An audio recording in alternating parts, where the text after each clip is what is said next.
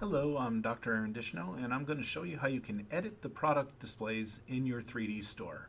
So first, I want to walk into the 3D store, and notice that any one of the product displays, when you move your mouse over it, you can right-click it to select and edit that particular object.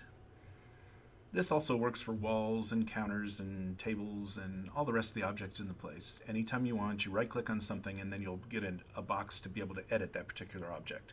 So with the store products, we have a couple extra sections in there that you wouldn't normally see. For example, product selection. What this allows you to do is you can easily pick a certain product category, and you can also select this product, and when this store opens up for the customer viewing your store, that product will be in the box. Next, there's an allow search to override this product display.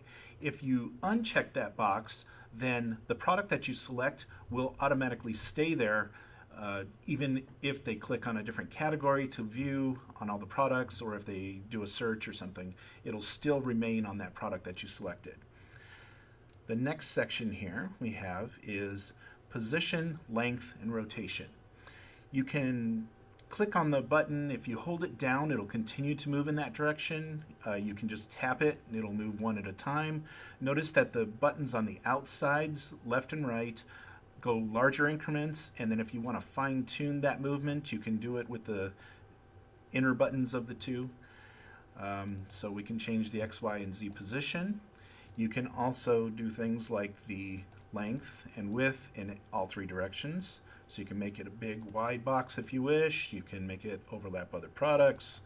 Go to whatever size you want it to be. Next, you can rotate the object. If you just hold it down, you can rotate the y-axis, rotates it left and right. You can also rotate the x and z-axis. So you can position it exactly where you like it. Then we have the covering type is color. One of the things I want to show you about this is we have three different sections here. We have diffuse color, specular color, and emissive color. I'm going to move it where the background so you can see the names. So diffuse color is actually the lit section on the top of the box. So when we move this around, notice the top, especially the bright end of the box, is changing color. You can also change to whatever color you like, and it'll balance all the colors you use, but notice that the reflective top surface of the box is where you're doing the diffuse color. Second is the specular color. Now, on a square object, it's hard to spot where that is, but that's kind of like the sunspot that hits an object. So as you change that around, that would actually adjust that sunspot. And then the emissive color, this is the main color of the container itself. So this one's going to be your bold side colors and the shadowed areas and everything. So notice how the more I change this one, the more the top even shows up, because it can overpower the top piece. So when you get all the colors the way you want them, all you have to do is click Save Product, and you'd be able to keep it right where it is. In this case, I want to click Cancel because I want to roll it back to where we had it before.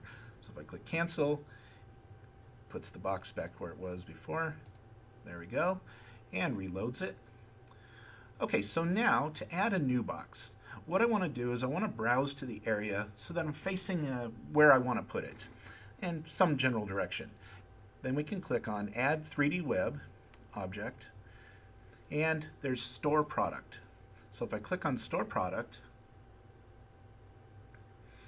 it'll load a default store product, and it automatically pulls in one of the products itself, in this case a V-neck t-shirt. What I'm going to do is, first thing is I'm going to lower it a little bit. You can also move the position. Oops, wrong direction. Bring it a little closer to us. We can move it this way or this way. When we get it right where we want it to be, I'm going to adjust the length. We're going to make it a taller box, and we're going to make it wider. I'm going to go a little bit taller. And also the width of the box, well, first let me rotate it. I'm going to rotate the box, and notice while you're doing this you can walk around too, so if your angle isn't great you can move around and look at it from different angles. But I'm going to go ahead and rotate the box. I'm going to move it, whoops, too low. Move it to the ground level, and I'm going to push it back towards the corner of the room here.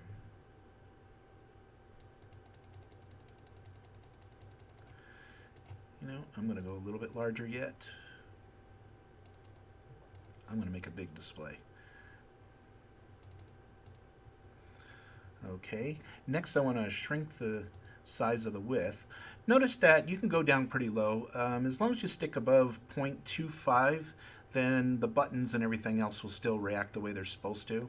You got to have some depth to the box for it to all sit within itself. Okay, so we get the box the size that we want. Scroll it down. Okay, there's the colors of the box. We can change the color. We can, using the outer circle, you can select the main part of the color. Using the inner part of the circle, you can fine-tune and adjust the color so it has more black or more blue or whatever color you need it to be here. The different shadowed shades. In this case, I also want to go up higher on this section. And you know what? Let's go a little thicker so you can actually see the blue happening. In fact, we'll make it a big display if we want. So now, as you can see, it changes colors as I move around the color wheel. Whenever you get it just like you want it to be, all you have to do is scroll down, click Save Product, and we now have that product display. You can also right-click it to edit it again. And let's say I wanted to add a second product. I could just move to where I'm facing where I want the second product to be, and I can click Create a Duplicate Item.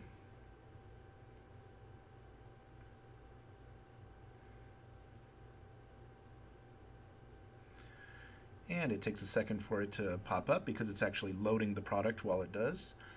And now notice that all the settings, including the rotation and Y position and the length and the color and everything, are all preserved. The only thing that changes is the Z and the X position when you create a new one. So it makes it kind of easy for you to stand near where you want the new one to be. It'll get it close to there, and then you can move it around and put it exactly where you want it to be. You can still, it's an independent object, so you can rotate it, do whatever you need with it. And when you're all done, you can scroll down and click Save Product, and now we have two displays. So it makes it very easy to create a second display or multiple displays, especially if you want the exact same color. It's really easy to copy an existing one instead of trying to pick from the color wheel the exact same color as the first one. So I hope you've learned a lot about putting the different boxes on the 3D store. One last thing I'll show you is that if you right-click a box, the other option you can do besides edit it is you can delete it. So if you decide it has too many product displays, all you have to do is right-click, scroll down to Delete Product, click the button, and it's gone. Okay, well, happy 3D browsing. Hope you enjoy your 3D stores, and it's been a pleasure working with you. Thank you very much.